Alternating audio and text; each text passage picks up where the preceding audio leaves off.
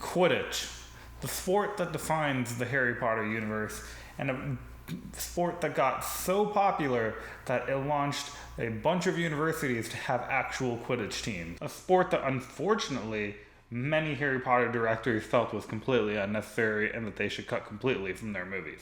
But a common issue that's stated by fans over and over again is that Quidditch doesn't make sense.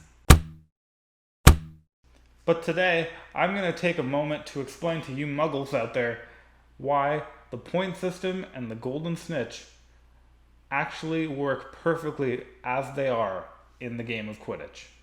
So, grab your broomstick and let's fly off on Constant Review.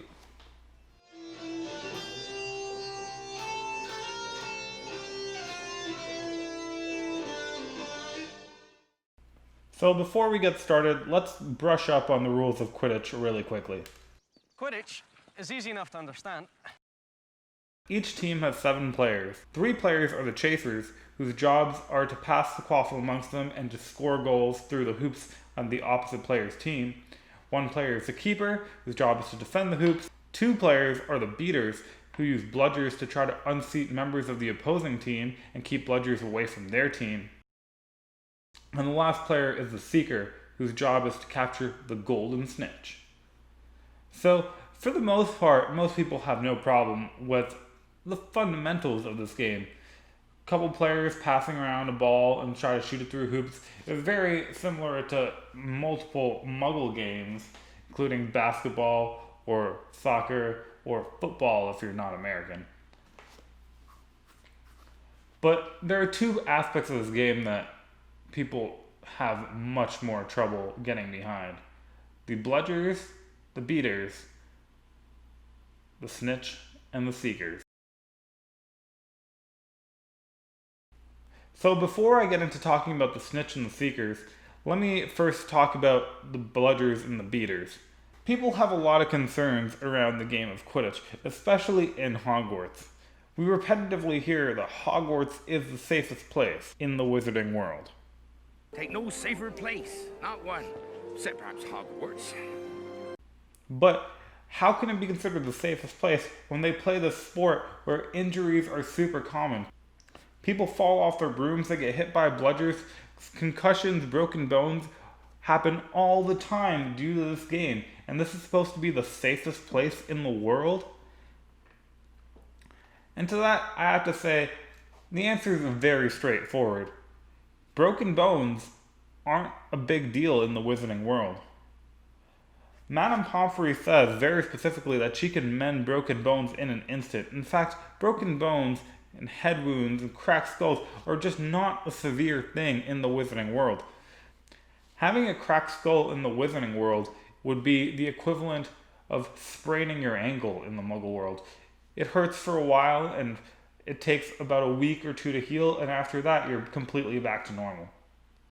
Once we factor that in, it's obvious that these injuries aren't that serious, and having a bunch of players with wooden bats and flying cannonballs aren't necessarily the worst thing in the world or that dangerous to student safety.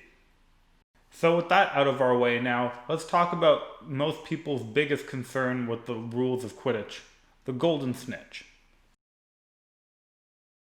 So, just to remind you all, capturing the golden snitch in a game of Quidditch is worth 150 points.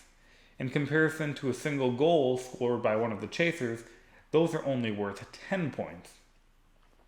That means that capturing the golden snitch for your team is worth as much as 15 goals.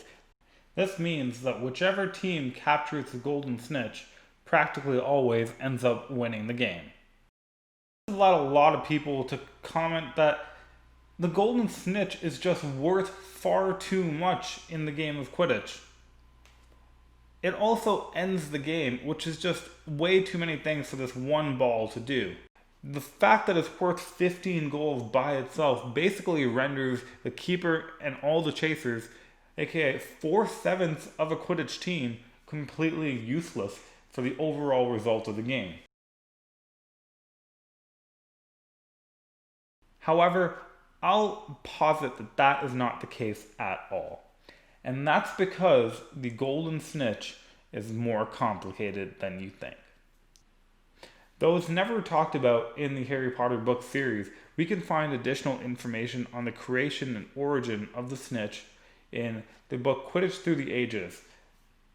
This book was published by J.K. Rowling during the time the Harry Potter series was coming out and has additional information on the origins of the game of Quidditch, as well as where the balls came from and how the game started, as well as more information about the various rules of the game. In fact, it describes the ball so well that it gives you enough information to build your own Quidditch pitch and your own Quidditch game, except for the magic balls, the flying brooms, and the athletic ability. But if you're a wizard and you got those, you're all set to go. In this book, we find out the true origin of the Golden Snitch. The original task for seekers in a game of Quidditch was to catch a very fast bird called the Golden Snidget. The Golden Snidget was remarked for its agility, its speed, and its ability to hide, making it very tricky to catch and making it a challenge for people on broomsticks to ever be able to seize.